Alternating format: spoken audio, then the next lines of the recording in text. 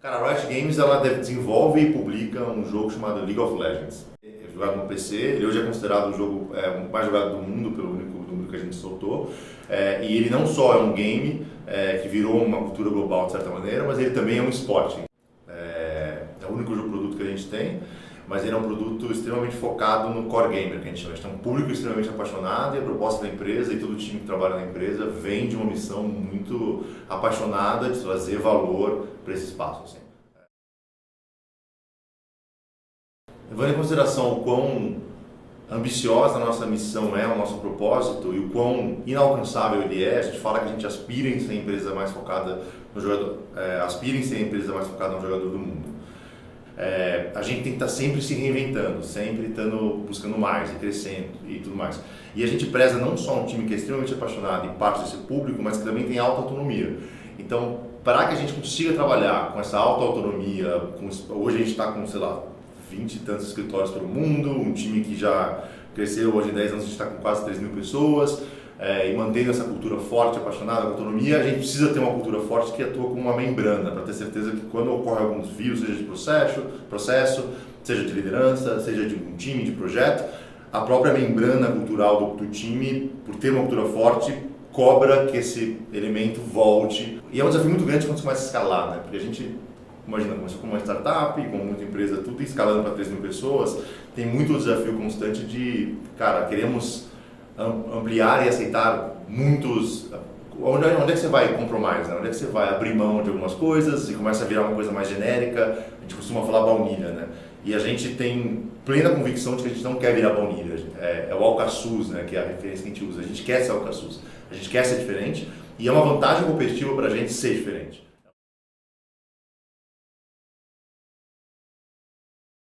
Cara, a gente estava nessa questão de escalar, também a gente cresceu relativamente rápido, né, também como time. Eu digo relativamente rápido porque as nossas condições de contratação são difíceis, achar profissionais qualificados que também sejam core gamers, né, que a gente chama, então não foi tão rápido como a gente gostaria, mas a gente cresceu relativamente rápido.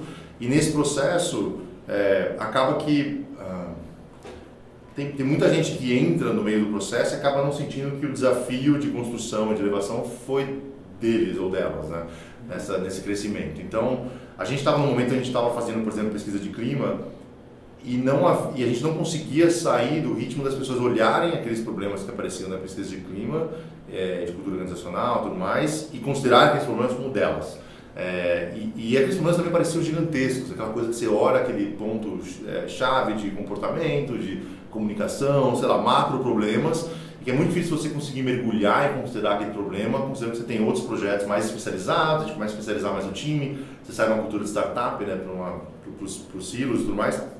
Então a gente estava querendo, como é que a gente transforma essa pesquisa de clima e essa resolução desses problemas em problemas menores, que a gente consiga atuar e que sejam das pessoas, né? Que você consiga atuar na sua própria esfera, inclusive de relação, para endereçar esses problemas. Então, em suma, como é que você torna a cultura esse monstro disforme, que a gente tenta dar uma forma para a pesquisa de clima e tal, em algo que realmente faça parte da sua realidade e seja extremamente acionável e mais que isso, que é meio que a sua responsabilidade agir sobre isso. E aí, isso é bem difícil. A gente trabalhou em parceria com a Target Steel para ajudar a gente nesse desafio. É um processo, assim, não é uma coisa que a gente tem uma solução. A gente conseguiu evoluir bastante com esse projeto, eu acho. Mas ele é um processo. No final, depende que a gente se aproprie dele, porque é cultura, né? Então a gente precisa aprender a fazer isso do nosso jeito. Então a gente precisa se apropriar disso, desenvolver a nossa linguagem, a nossa maneira de trabalhar isso e continuar evoluindo. Mas foi um imenso passo nessa direção, eu acho, o trabalho com a Target Steel. O design cultural é um método da gente trabalhar com cultura, intervir em cultura, compreender cultura de um jeito muito prático.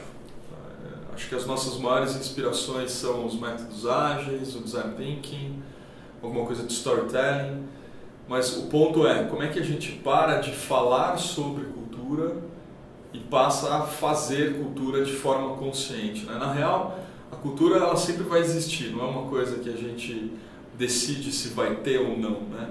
Ela está ali, mas ela pode ser intencional ou acidental, como a gente diz. Então ele é um método de trabalho para que a gente se dê conta da cultura que a gente está criando a partir das nossas interações com pessoas, né? E a gente ao tomar consciência disso, a gente também consiga criar uma intervenção efetiva. Então, para a gente, cultura é tudo que a gente faz no dia a dia. A forma de conversar é um traço cultural, a forma de se reunir, a forma de tomar decisão, né? Os layouts físicos, todos eles são traços culturais, a forma de remunerar pessoas é um traço cultural, né? Então, todas as coisas que a gente faz em grupo dentro de uma organização podem ser tratadas como traços culturais. E aí o design cultural entra para a gente trabalhar com esses traços. Tá. Essa abordagem Lean, né, de experimentação, ela é muito importante para a gente. Eu diria que ela é chave dentro do design cultural, porque a gente está mexendo com uma coisa que não é exata, não é objetiva, né? Ela é altamente subjetiva. Então, para o design cultural, no design cultural a gente decupa a cultura numa coisa que a gente chama de artefatos culturais, né? Então, para a gente, a cultura ela mora nos artefatos. E os artefatos, por outro lado, contam uma história, né, em relação àquele grupo de pessoas. Então, para a gente é importante testar, porque a gente nunca sabe se algo que a gente está criando vai contar a história que a gente queria contar.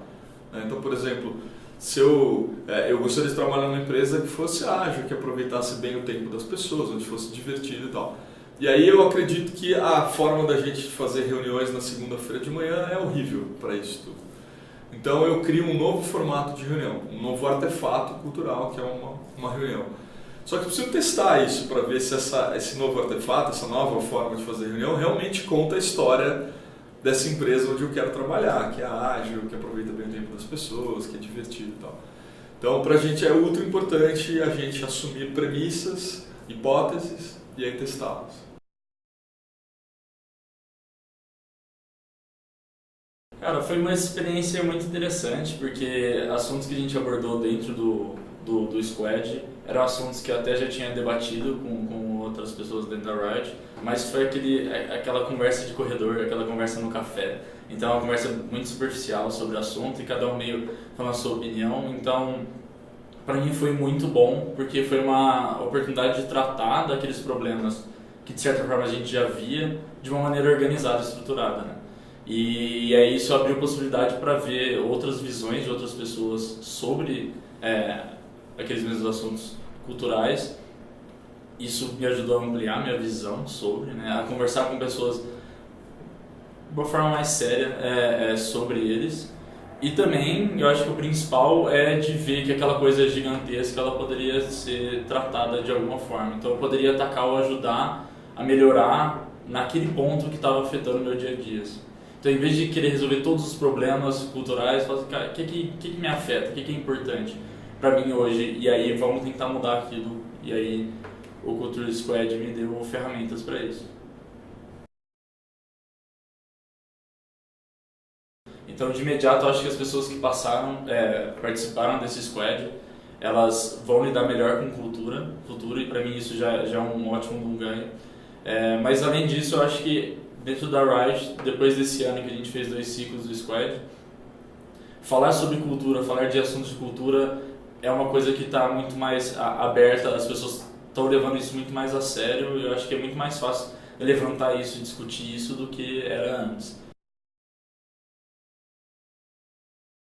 Cara, eu acho que sempre quando os grupos se deparam com uma premissa de um artefato que foi invalidado, ou seja, o grupo tinha uma intenção ao fazer o artefato, mas na hora de testar ele descobriu que era um pouco diferente e tem aquele clique, né, da mudança, putz, não era isso, mas essa falha nos aponta um novo caminho.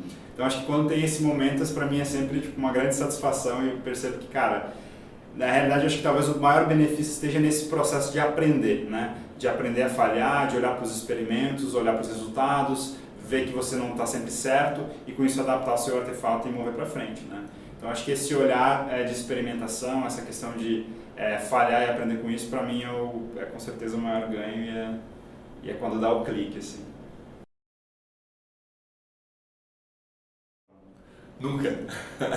O design cultural nunca vai estar pronto, ele é beta sempre.